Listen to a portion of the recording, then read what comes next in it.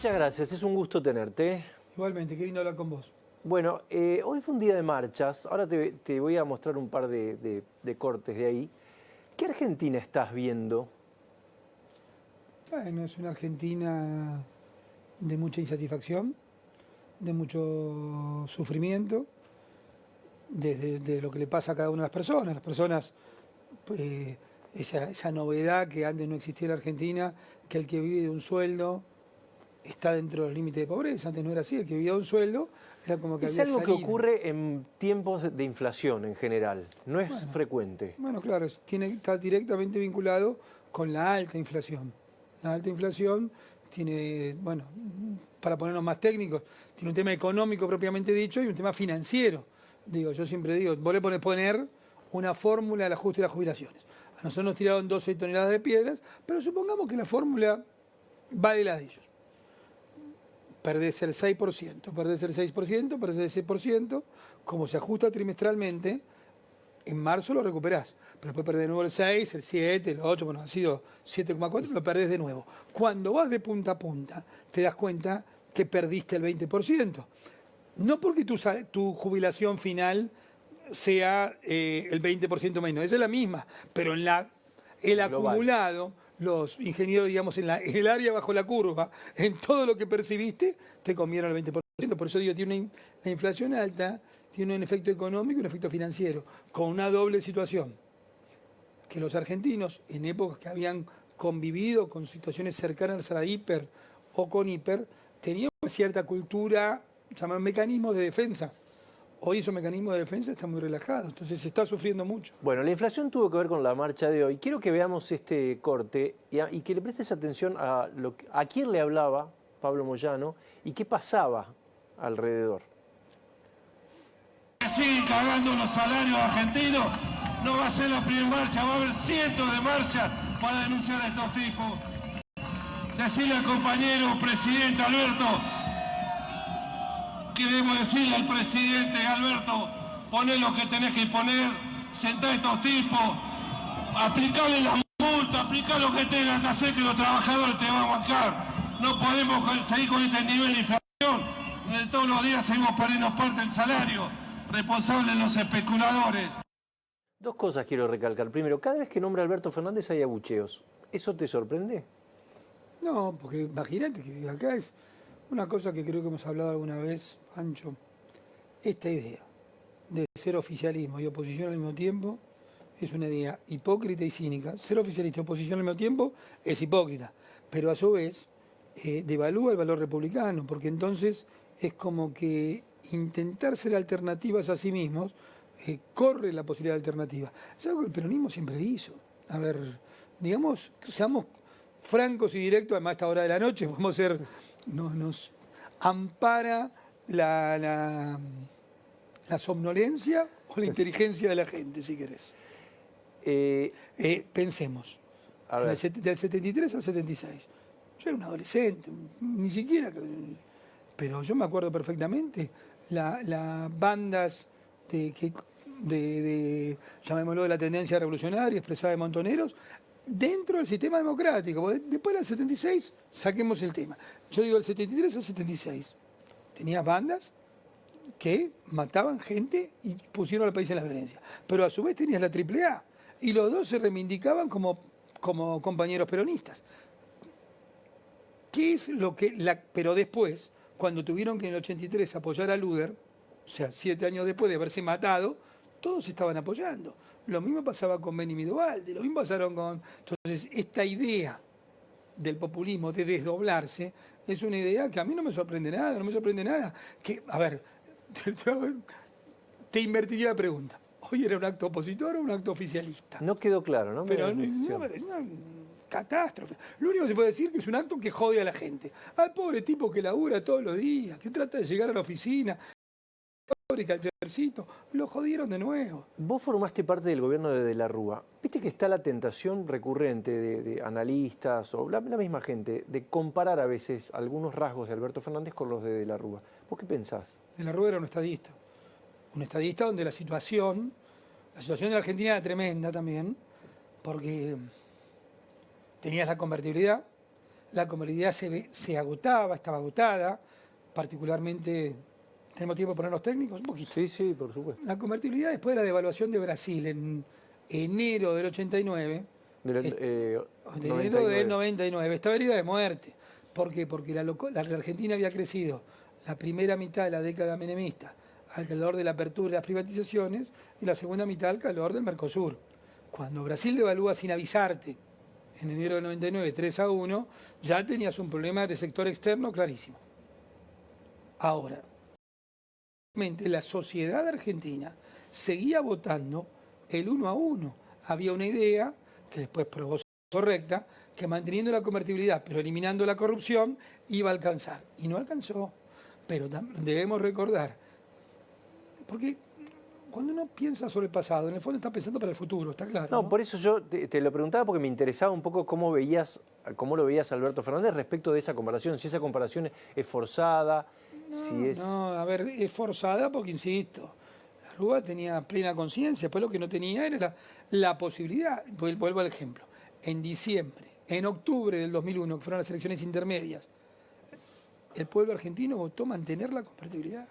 Y 2 meses después saltó todo al demonio. Entonces, no era fácil la situación de cómo salías cuando la gente no quería salir. Era una situación compleja, muy compleja. A mí siempre me pareció que centralizar los problemas en la psicología de la Rúa es una simplificación, además injusta.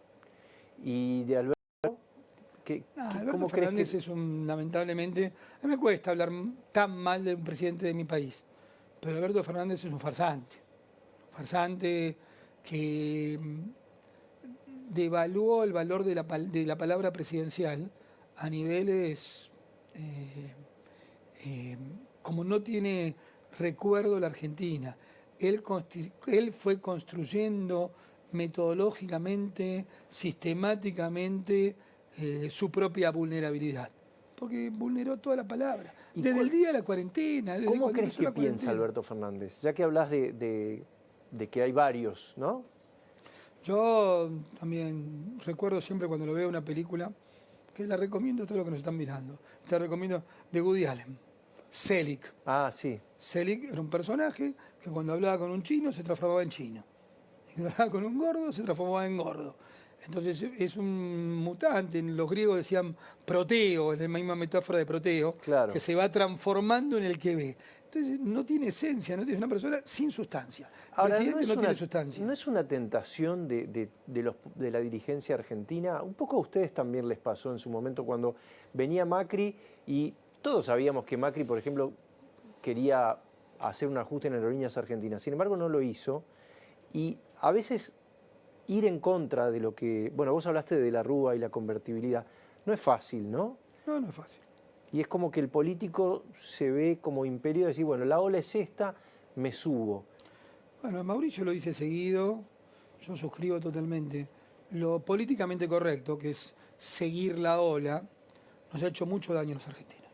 No hay nada que ha hecho más daño a la Argentina que lo políticamente correcto. Es decir, que no enfrentar a ningún adversario. Esta sociedad, si está como está, es porque hay mucha gente que se beneficia de esta decadencia. No es cierto que toda la Argentina está decadente por igual. Hay, digamos, si querés, dirigentes sindicales mafiosos, dirigentes empresarios con comportamientos poco afectos al capitalismo y que más bien viven de alguna prebenda del Estado. Tampoco muchas veces algunos dirigentes religiosos han estado a la altura de la situación, parte de la política. Digo, hay gente, lo que hay que entender es que esta sociedad está llena de privilegios. Y nosotros, ahí sí te lo digo como PRO y como Juntos por el Cambio, tenemos que ser la fuerza que termina con esos privilegios. Ahora, para terminar con esos privilegios, tenemos que, obviamente, denunciarlos y mostrarlos. Nadie te entrega un privilegio sin pelear. ¿Vos conoces a algún bribón que te entregue su privilegio sin pelear? O sea, es más una democracia corporativa que liberal, digamos, la Argentina. Exactamente. Es una democracia donde se resuelve por las tensiones entre las corporaciones y eso somete a la voluntad de los ciudadanos. Mi conclusión entonces es que estás más cerca de Carrió que del resto, ¿o no?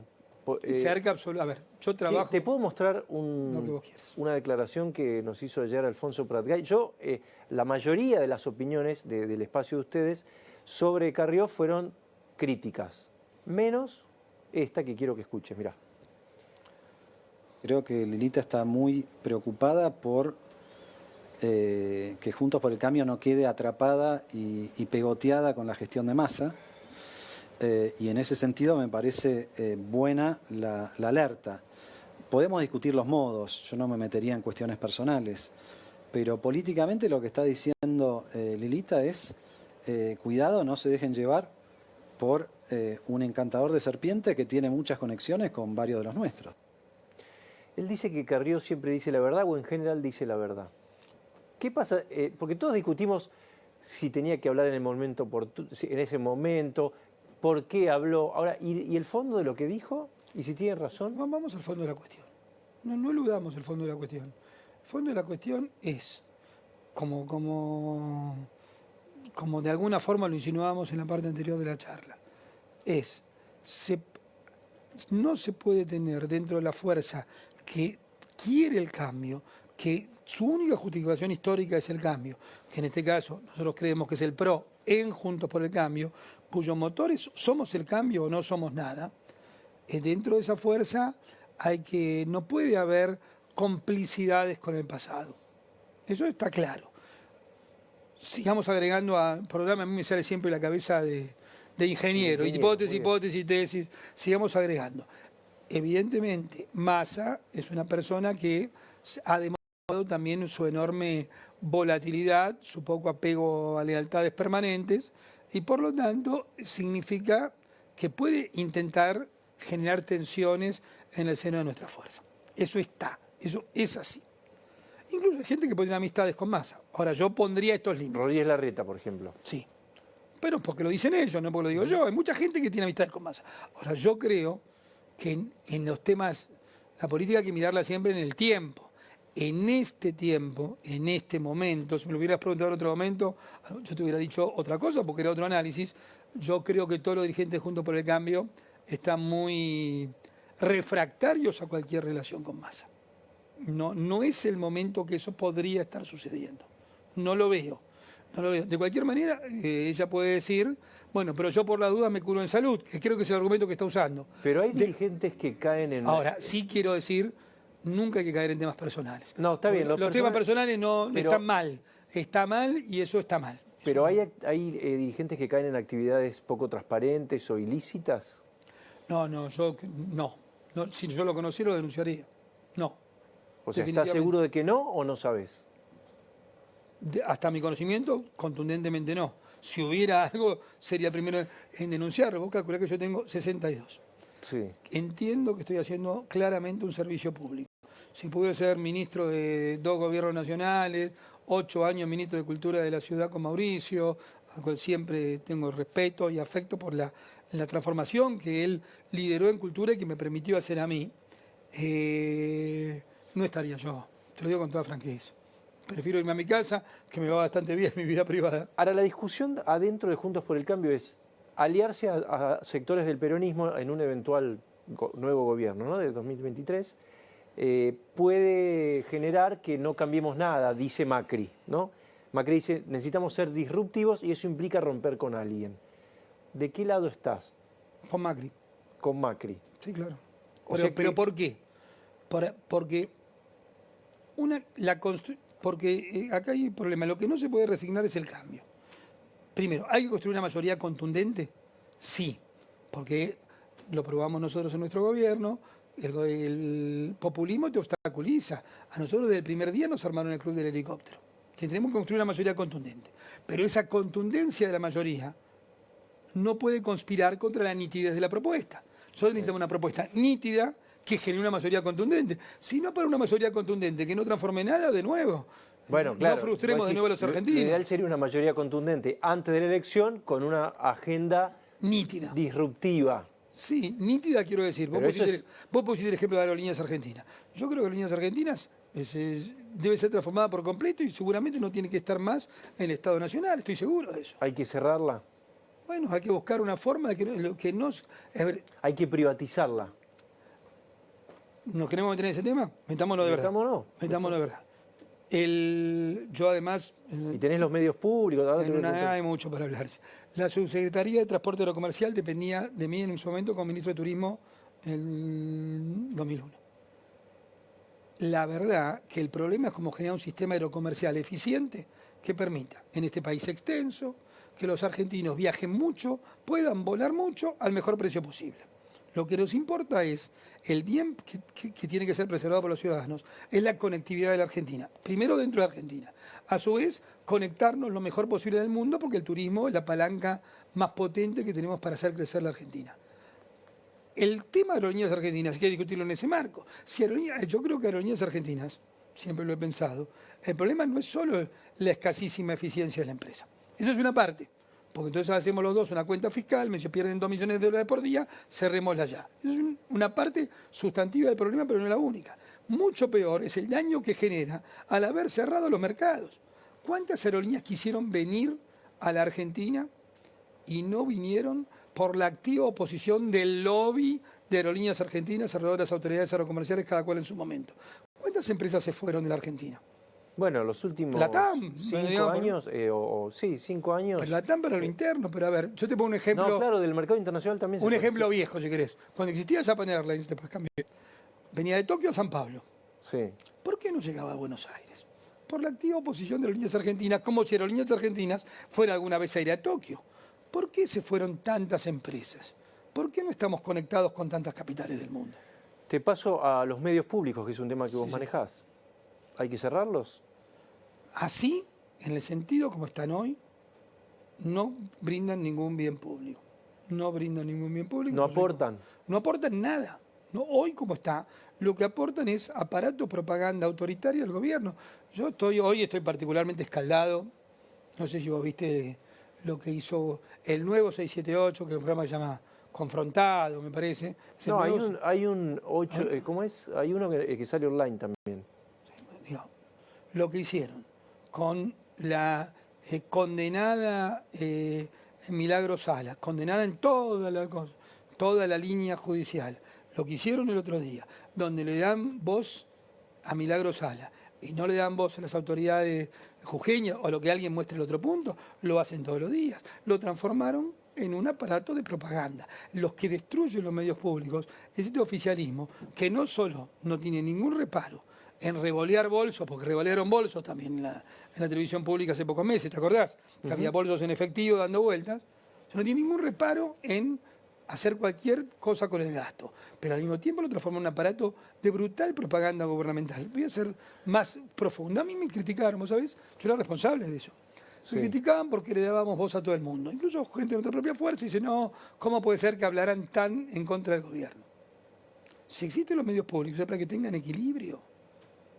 Si no, ¿para qué están? Para aparato de propaganda burda del gobierno. Es muy burdo lo que hacen. Yo te voy a decir una cosa. No sé, soy una persona importante. Tengo algún lugar en la política, no me voy a hacer el humilde. ¿Vos pensás que en 3 años me invitaron alguna vez? Nunca te invitaron. Nunca jamás. Persiguen a los opositores. A eso se dedican. Nosotros nunca lo hicimos, porque yo siempre pienso, algunos dicen que eso es debilidad. Yo creo que no, que fortaleza, ¿sabes?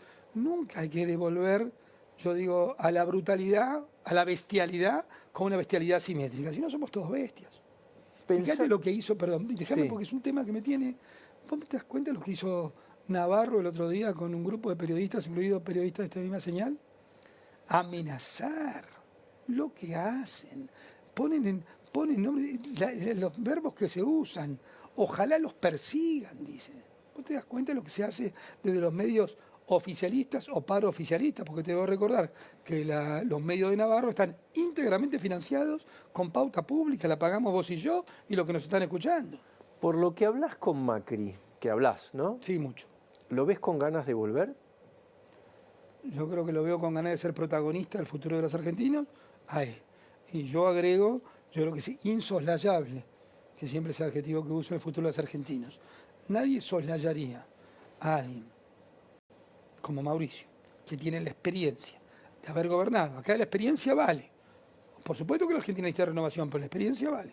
Que fundó un partido de cero, lo llevó a ser 2 veces jefe de gobierno de la ciudad, presidente de la Nación, que terminó su mandato, que nos fuimos con el 41% de los votos, que por supuesto no todos acertamos en todo porque el camino era correcto. Ese camino, agarramos más bache de lo necesario probablemente, pero era el camino de la Argentina. Mirá dónde estaban los que te prometieron asado. Y entonces, por lo tanto, yo creo que es insoslayable. ¿Desde qué lugar? Si es un lugar de candidato, de presidente, no sé, eso lo bueno, pero en el futuro. que va a estar en la conversación candidato, bueno, ¿no? pero seguramente no, porque en 2019 muchos lo querían jubilar, ¿eh? En 2020 lo quisieron jubilar. Amigos y no amigos. Muchos, recordemos 2020. En el propio espacio, decís En también. el propio espacio, había expresiones en ese sentido. Se equivocaron. Mauricio va a estar presente en el futuro de los argentinos porque ama este país. Porque es un patriota. Pero Mauricio es un imagínate, patriota. poniendo del otro lado a Rodríguez Larreta, ¿no? Como que es un liderazgo distinto. Seguramente Macri arranca, ponele que Macri gane, el día 1 tiene una gran oposición, ¿no? Es casi como si Menem hubiera ganado en el 2003, ¿no? Rodríguez Larreta se supone que tiene mejor relación con los sectores.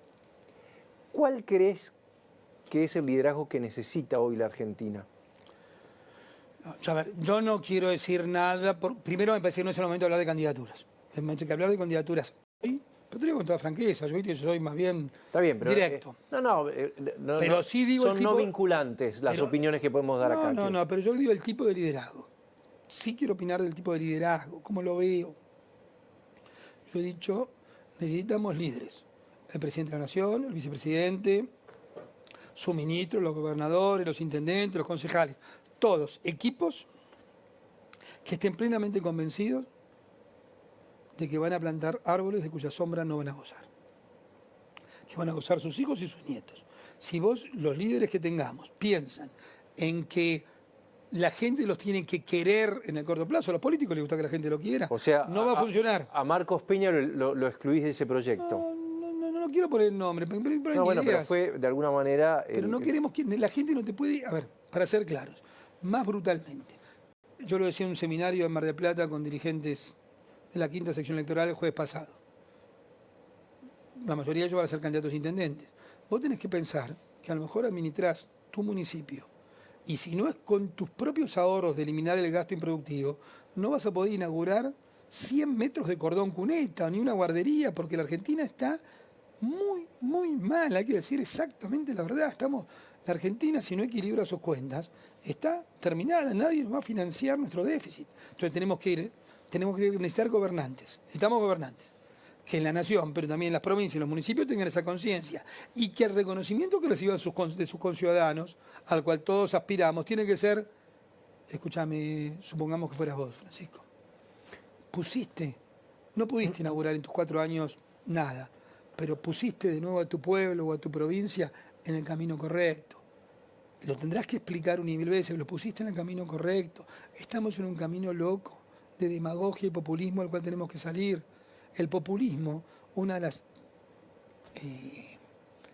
significantes más fuertes que tiene, es que busca siempre el corto plazo, te cambia corto plazo por largo plazo. No funciona más. No estamos... Primero, mira, yo te digo, vos sos mucho más joven que yo. Bueno, un poco. No tanto.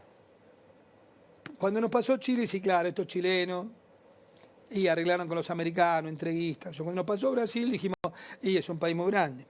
Cuando nos pasó Colombia, dijimos, bueno, porque recibieron ayuda por los narcos. Cuando nos pasó Uruguay, decimos, bueno, pues es un país que tiene una tradición. Ahora estamos peor que Paraguay y Bolivia. ¿Qué más nos falta para mostrarnos que tenemos que cambiar? ¿Qué más tenemos que hacer para mostrar que necesitamos un cambio profundo? ¿Y vos crees que en ese cambio, esa propuesta de cambio profundo, la gente los va a acompañar? O como dice Rodríguez Larreta, la gente pide que disipemos un piquete, pero si llega a haber alguna tragedia, va a ser la primera en criticarnos. Bueno, yo creo que hay un alto nivel de hipocresía en los sentimientos. Muchas veces los argentinos queremos blanco y negro a la vez. Yo siempre digo lo mismo. ¿Puedo hablar con un ultraliberal? Sí, lo entiendo. Hice mi máster ahí. ¿Puedo hablar con un tipo de la izquierda? Sí, claro, conozco ese pensamiento. De joven podía pensar mucho como eso. ¿Puedo hablar con un radical, un peronista? Sí. Lo que no puedo hablar con un tipo que te diga blanco y negro a la vez. Eso es imposible. porque te dicen blanco y te dicen negro, con esto que quiere ser oficialismo y oposición. El que te dice abrir la circulación de las calles de la Ciudad de Buenos Aires, pero que no haya violencia. Claro, ¿quién va a querer la violencia? Pero vos te pensás que a los niños estos que estaban el otro día acampando en la Plaza de Mayo, le decís, córrase, le he traído un ramo de flores y margaritas porque no se sube a la vereda. No es así. Nosotros tenemos que salir de esa idea.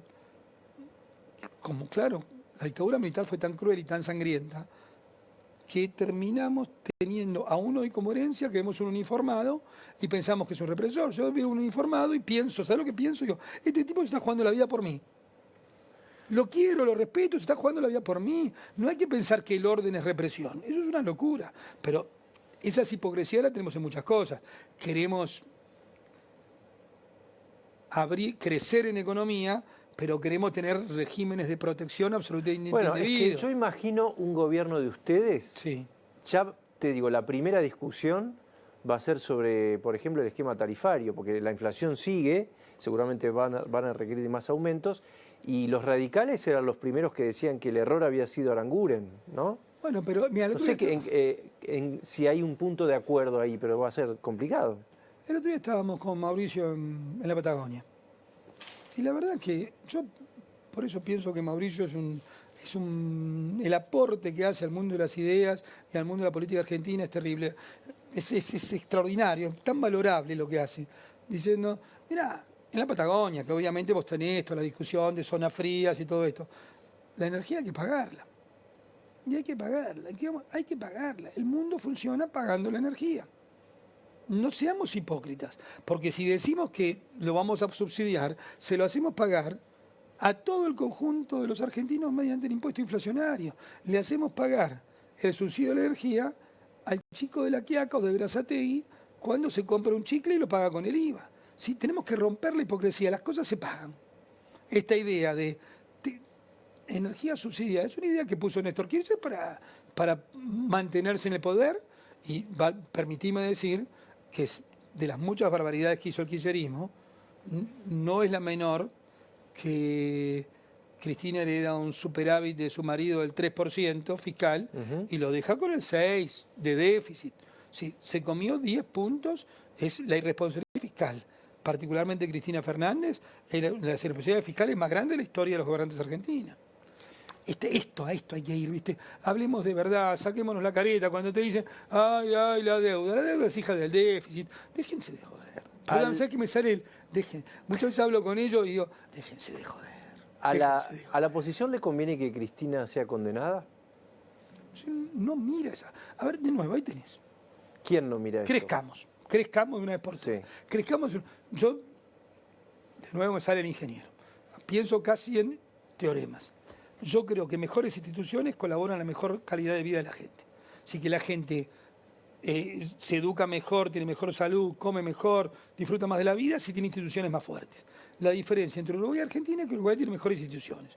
La diferencia entre Haití y República Dominicana, que comparte una isla, que República Dominicana tiene mejores instituciones que Haití. La calidad institucional es clave. ¿Está? Yo pienso eso, para ser claros. Eso implica una cultura republicana y una cultura democrática. En particular, los republicanos, la división de poderes. Cuando le dicen a Macri, ¿cómo la metiste presa? Pero por favor, ¿cómo vamos a meter? Son los jueces los que actúan, ¿cómo el Poder Ejecutivo Nacional? Pero viste que está ese reproche. Usted la tendrían que haber metido presa. Bueno, yo entiendo que gente diga eso, pero gente que tiene que formarse en la República. La justicia interpreta los vientos políticos de cada época. Y también pienso que está mal eso. Por supuesto que sé eso, y pienso que está mal la justicia en el diseño, si querés, de Jefferson, de Tocqueville, la democracia en América, es claramente un poder que además tiene condiciones de durabilidad e intangibilidad de los jueces. Porque si no caigamos en Cristina, ¿viste esa idea de por qué no elegimos los jueces? Hay una sólida explicación de por qué no elegimos los jueces. Bueno, pero ¿por qué crees? No es un hecho menor, La falta del déficit en la cultura republicana, o cómo hemos retrocedido en eso, retrocedemos en nuestra calidad de vida. ¿Por qué crees que la dirigencia política argentina gira todo el tiempo en derredor de Cristina? ¿Para bien o para mal? Lo pensé muchas veces, ¿sabes? Muchas veces lo pienso. Yo creo que está insuficientemente analizado la influencia sobre un cuerpo social de una autócrata y de alguien ya con problemas de un fanatismo loco. Pareciera que un fanático puede llevarse puesto a mucha gente mucho tiempo. Lo pienso. Pero no le ves virtudes a ella. Ninguna.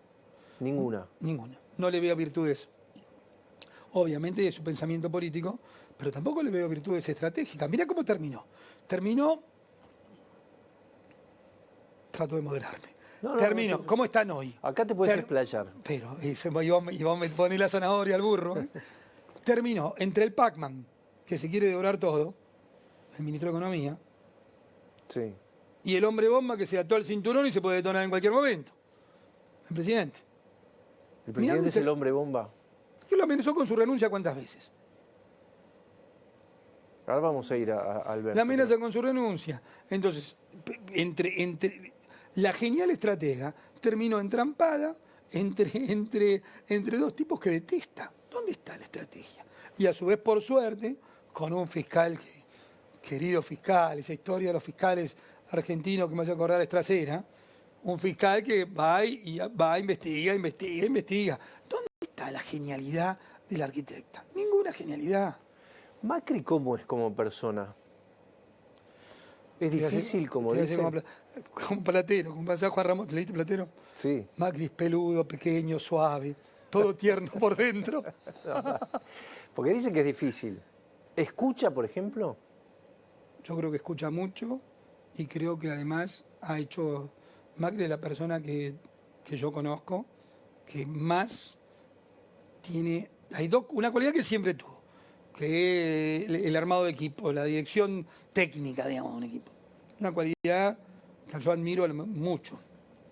Pero hay una segunda, que es la persona que conozco que tiene el aprendizaje, la curva de aprendizaje.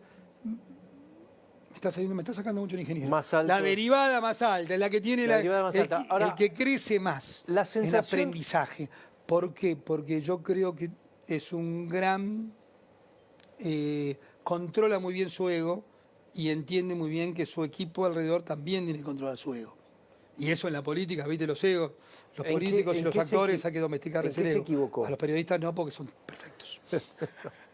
¿En qué se equivocó Macri?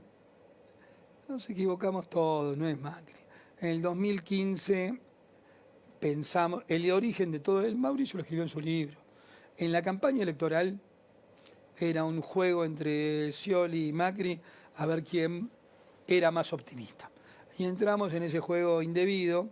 No es cierto, la verdad, si me preguntas en serio, el 1 de marzo de 2016, en el informe sobre el estado del Estado, se dijeron cómo se había recibido. Pero ya era tarde. La gente, viste que la gente, vos como comunicador lo sabes bien, vos podés decir la misma frase a la mañana o a la noche. Por supuesto. A la mañana te escucho, a la noche no. Entonces, ya era tarde. Ya era tarde. Ahora, la sensación que a uno le queda cuando ve los últimos meses, sobre todo de Macri, es que él no tenía una suficiente autocrítica, sino que en algún punto culpaba también a sectores que no lo habían acompañado. Entre otros el periodismo, por ejemplo, que no sé por qué el periodismo debería acompañar a alguien, y a los empresarios. Entonces yo ahí me pregunto, ponele que los empresarios son acomodaticios, sí, quieren hacer plata, es el objetivo de los empresarios. ¿Y por qué deberían inmolarse por un proyecto? Yo no lo escuché decir eso. Mira. Pero él estaba enojado con muchos sectores, con lo que ustedes llamaban el círculo rojo. Sí, pero separemos ahí, no generalicemos. Yo viste que ahora está saliendo y tomamos algunos el trabajo también de ver esa conferencia de prensa tan denostada del día que se perdieron las PASO. Sí. Si vos ves la construcción de sentido alrededor de esa conferencia de prensa fue cuál título te quedó. Macri le echó la culpa a la gente. Ahora, vos ves la conferencia de prensa y no pasó eso. No pasó. Ancho, mirala de nuevo. Nunca dijo eso. No lo dijo. Yo no me refiero a la gente. Pero vos no tenés... Entonces yo creo que en esos momentos hay que tener ser muy respetuoso de cómo se construye sentido y la construcción de sentido alrededor de la verdad. Vos sabés que ese día quedó como que un rabioso que le echó la culpa a la gente. No fue así. La mirás de nuevo y no fue así. Pero si vos hablabas en ese momento con Macri, estaba muy enojado con con sectores con la iglesia, con el periodismo, con los empresarios, con parte del sindicalismo. Bueno, yo creo que de esos enojos hay que salir. Pero eso, una cosa es salir del enojo y otra cosa que no hay que entender, que volvamos al primer tiempo de la charla, que hay una Argentina corporativa que se resiste a cambiar. Digamos, nosotros Cuando él hablaba del cohete a la luna, que dio origen al medio de Berbisky, hablaba de... no es una buena metáfora. No es una buena metáfora. No es una buena metáfora, pero explica sí que hay una parte, que yo lo pondría en estos términos. La dirigencia política, que no es... La dirigencia política es un reflejo del conjunto de los argentinos. Entonces, el fracaso de la Argentina no se puede expresar solamente por echarle de vez en cuando la culpa a uno, que como decía Minguito, creo, primero o te pongo un monumento o te hago una lápida. Yo lo vi tantas veces. Mira, yo era presidente, militaba, estamos en la Facultad de Ingeniería a salir de la dictadura. Yo fui el día de la marcha que se le cantaba a Galtieri, 30 de marzo del 82. ¿Qué se pasa que se cantaba ese día? Algo a favor. No, 30 de marzo primero. El paro de la CGT. Sí. Paz, pan, trabajo, milicos al carajo. Ah. Nos metieron en cana y en Corrientes y Libertad, 5 horas, nada demasiado heroico. Pero a lo mejor esa misma gente, 72 horas después, 2 de abril, ¿sabes qué se cantaba el 2 de abril en la plaza? A ver. Leo, era Leopoldo Fortunato Galtieri. Claro. Leo. Hoy le toca a los ingleses y mañana a los chilenos. ¿Te imaginas una ¿Vos muestra? estabas ahí también? No, ni loco. Ah. Ni loco, imagínate. Pero lo que yo digo, esa volubilidad que tienen. Es el ser humano también, ¿no? Sí, pero las convicciones hay que hacerlas. La misma gente que lo llevó Alfonsín en el 83, lo llevamos, estamos entusiasmados, y muchos del 89 lo abandonaron. A ver, te pongo el ejemplo de la Rúa, la esperanza de Argentina, y en el 99, en el 2001, lo querían tirar por la ventana. Es decir, hay un problema de... Hace un rato hablamos si querés, de la doble vara o de la hipocresía, pero también es la falta de consistencia. Muchachos, demos tiempo, creamos. Si queremos en nuestras ideas, defendámosla con vigor. Yo sé que es una pregunta, para un ingeniero es imposible porque es contrafáctica, pero ¿te pusiste a pensar alguna vez qué habría pasado si Macri hubiera ganado en el 2019? ¿Qué gobierno hubiera hecho? Primero, no estuvimos tan lejos, te voy a decir. No, por Porque eso. nos fuimos con el 41%, llegábamos al balotaje y yo creo que ganábamos. También te voy a decir que lo implacable del populismo en la oposición hubiera generado un problema, sí, lo pienso todos los días, un problema de gobernabilidad en la cuarentena tan mal manejada por No el habría Alberto. pasado la cuarentena. Y hubiera sido... Pero primero no lo hubiéramos hecho, no hubiéramos hecho este disparate de encerrar a la gente locamente.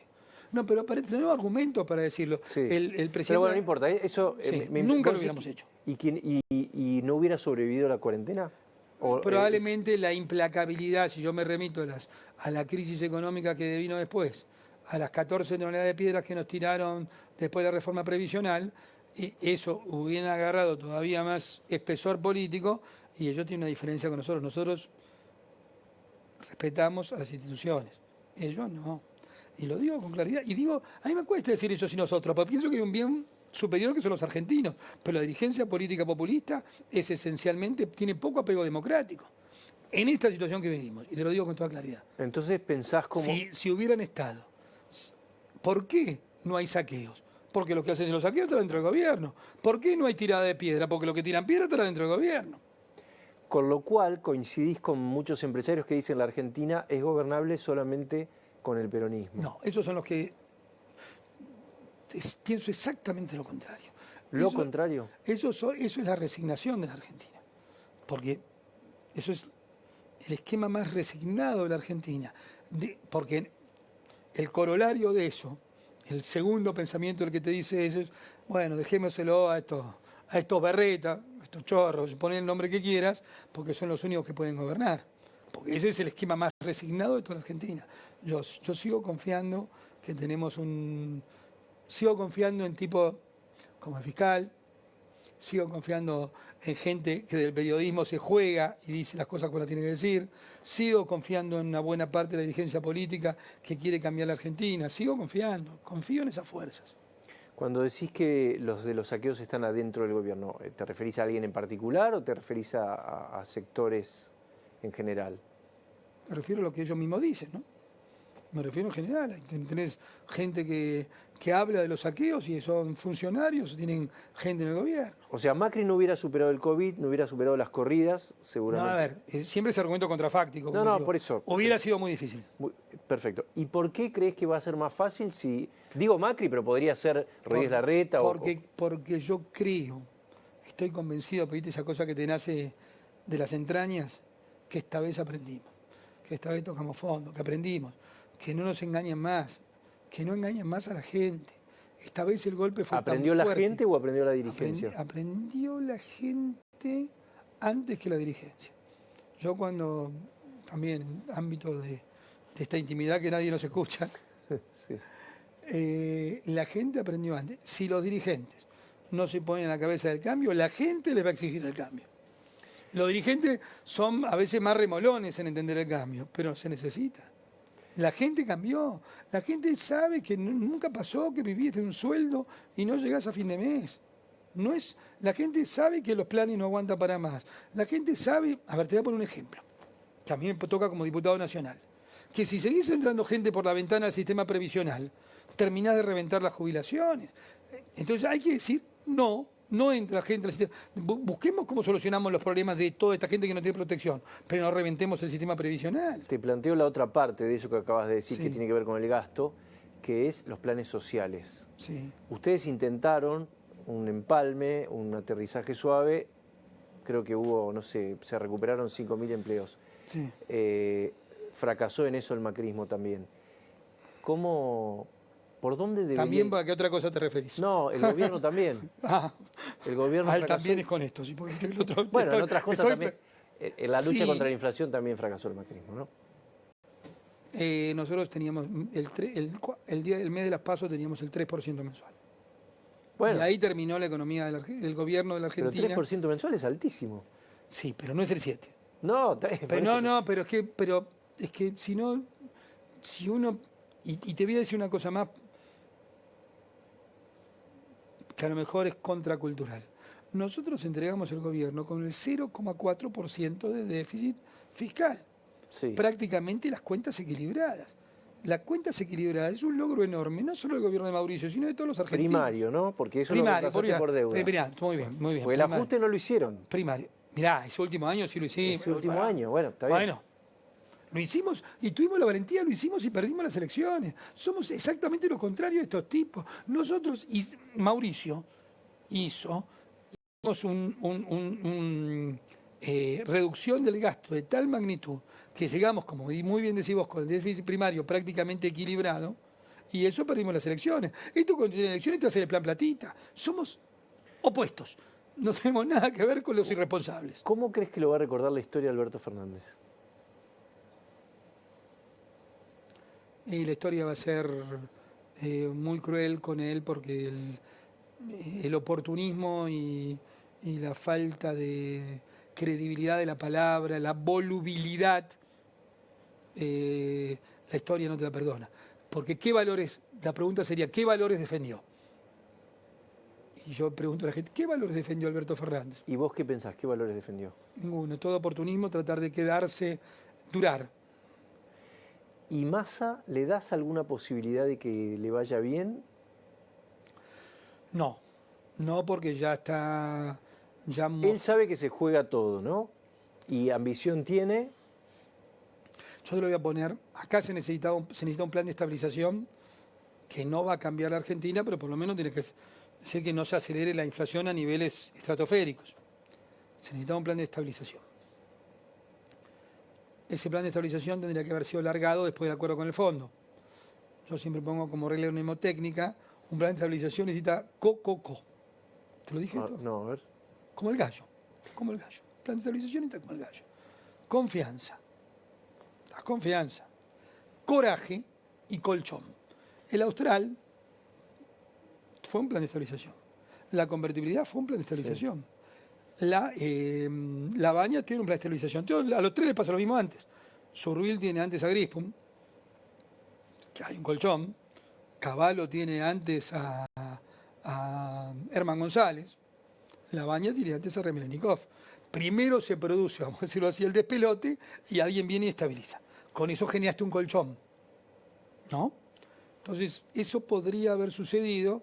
Yo creo en mí, creo que tampoco está bien reflexionado las 4 semanas de la catástrofe de Batakis, que si lo miro cínicamente, les permitió hacer un colchoncito. Porque más allá que el dólar pasó de 2.20 a 3.50 y rebotó a 300, entre 2.20 y 800, se mandaron una devaluación del 30% que les permite un ajuste fiscal e ir sobre los sueldos, sobre el gasto público y sobre los jubilados. Lo hicieron. Así que tienen una colchonetita, en vez de un colchón, colchonetita. Confianza a través de esa, llamémoslo, turbia, o las relaciones empresariales de Massa con, en general, empresarios que viven o del Estado o de la regulación. O de la regulación. Que dependen empresarios, como dicen, expertos en mercados regulados. Claro, ahí está. En mercados regulados. Te genera, llamémoslo, las 3 patitas, colchoncito. Te genera una confiancita y tenés un corajito porque está jugado, porque el hombre sabe que es la última bala. Con el 19%, entonces, esas 3 cosas, insisto, del confianza, coraje y colchón, colchonetita, tendrías algunos elementos para lanzarte, pero no se lanzó, no puso un plan arriba de la mesa. No sé si hasta ahora tenemos un viceministro de Economía. Somos improvisados. Con todo lo que estás diciendo, uno infiere que vos querés que los liberales estén adentro de, o por lo menos que coincidan con ustedes. Que tengamos una estrategia conjunta, sí. Que tengan una estrategia conjunta. Por ejemplo, la provincia de Buenos Aires, seguramente si Espert o alguien se presenta por los liberales, es más probable que le saque votos a ustedes y Kicillof va a ser reelecto si se presenta. No sé si pensaste. Bueno, yo prefiero que por eso pienso en una estrategia conjunta. Sí. Ahora, de nuevo, no quiero hablar en este catástrofe, no quiero hablar de candidaturas, pero suscribiría en términos generales lo que estás diciendo. Pero ¿sí? ¿querrías una paso con Milei, por ejemplo? ¿Podrías...? Me parece que hablar de herramienta electoral hoy está fuera de lo lógico, pero sí me parece que la estrategia tiene que ser una estrategia de todos los que pensamos que hoy la Argentina con este nivel de déficit fiscal es inviable. Te muestro, a ver si podemos poner las fotos de 2 candidatos posibles. Mira, a ver, o 3, bueno, Carrió no, ya hablamos de Carrió, pero acá tenés a Patricia Bullrich, por ejemplo. ¿Es una versión renovada del macrismo más puro? ¿Le ves posibilidades? Patricia tiene una personalidad propia. Yo fui compañero de gabinete de Patricia también de la Rúa, porque Patricia cada cargo que toma lo deja mejor de lo que era. Patricia fue ministra de Trabajo, esos famosos videos peleándose con Moyano. A mí me salta el corazón del orgullo cuando le veo a Patricia ahí. Digo, Patricia fue ministra de Seguridad, obviamente no hay ninguna duda que le dio un combate a las mafias y a los narcos. O sea, ¿podrías votarla? Como nadie, sí, sin ninguna duda. Le tengo admiración. Y Horacio es un gran jefe de gobierno de la ciudad, es un gran gestor, Horacio. Es un gran gestor, Horacio. Nunca hay que subestimarlo, Horacio. Si tenés que elegir. Bueno, yo integro, a ver, primero, yo pienso que Mauricio es insoslayable en el futuro de los argentinos. Sí, o sea, vos votarías a Macri. No me lo dijiste, pero lo infiero. No, sí, inferilo vos, pero no. Pero o sea que entre estos dos... Yo integro y colaboro con los equipos técnicos de Patricia. De Patricia. ¿Morales? Morales, yo también lo conozco mucho, Gerardo. Gerardo es un tipo que hizo una gobernación con Mauricio presidente, del cual yo pensé y pienso que introdujo elementos de modernidad que su provincia no tenía. Es decir, introdujo una nueva, si querés, utopía, un nuevo sueño sobre su provincia el litio, si querés, cosas menos conocidas, el ferrocarril para cruzar la quebrada, que es un tema de turismo, todo lo que tiene que ver con las energías solar, introdujo ese sueño. Un punto. Segundo punto, a mí me parece que en el liderazgo del radicalismo, el liderazgo del radicalismo es un liderazgo poco definido hoy. A mí me parece que el liderazgo, o por lo menos desde que asumió, vamos a poner estos términos, desde que asumió en diciembre hasta ahora, en Juntos por el Cambio hay más tensiones. Con Alfredo Cornejo, que es un tipo muy firme y que te puede pelear o amigar, pero las cosas funcionaban mejor. Si tiene que ver o no con la asunción de Morales, puede ser una coincidencia o no, pero que hay... Pero no te gusta, porque te cambia la cara cuando hablamos de Morales. Con nosotros estaba sonriente. Me parece que... No, yo lo conozco hace muchos años, e insisto, con Mauricio Presidente, pero también por su propio mérito, Jujuy cambió y la valentía de Milagrosal, a ver, hay que reconocer méritos. Sí me parece que se relajó la unidad dentro de la coordinación dentro de Juntos por el Cambio. No sé si es un momento que hace poco que asumió y le va a ir tomando la mano o si es un proceso definitivo. Él dijo que Carrió era la Cristina de Cambiemos. Bueno, por eso, en términos generales, me parece que como presidente de un partido del cual yo vengo, además de la Ciudad Radical, debiera trabajar más para la unidad de Juntos por el Cambio. Tengo el dato de que fuiste profesor de la secundaria, ¿puede ser? Yo di clases en la universidad, en la Facultad de Ingeniería primero y en el Colegio Nacional de Buenos Aires después, como una especialidad que yo... Viste que los hombres somos tan volubles y opinables, ¿no? Entonces sí. A mí el álgebra y la matemática me resulta, como el latín también, esos edificios sólidos a los cuales uno puede recurrir y que dependen menos de si querés, del cambiante carácter humano. De vez en cuando me gusta, a lo mejor es una actitud adolescente, me gusta encontrar edificios sólidos. ¿Esos chicos, alumnos tuyos en ese momento, eran más optimistas que los de hoy, los que ves hoy? Sí, claro. Yo era profesor y en la Facultad de Ingeniería, básicamente, el que se mete en ingeniería es alguien que tiene fuerte vocación de transformación. Los ingenieros tenemos esa vocación de transformación, los estudiantes de ingeniería de esa época la tenían. En el Nacional de Buenos Aires eran... Voy a decir una barbaridad. Decí la barbaridad. En Buenos Aires es como... Adelante. ¿En Buenos Aires? La gens Julia Claudia, en los orígenes de los romanos, es un árbol que produce a veces fruto dulce. ¿De qué se decía la gens Julia, que es una generación? Sí. Es un árbol que produce una temporada frutos dulces y otra temporada frutos amargos. Eso es lo que siento con mi querido colegio, de acuerdo con otros... colegio, como le dicen. Del colegio, con otros exalumnos que evidentemente tienen posición política diferentes a la de uno. De Buenos Aires salieron varios de los integrantes de la cámpora y todo eso. Gracias, Hernán. Me sacás cualquier cosa.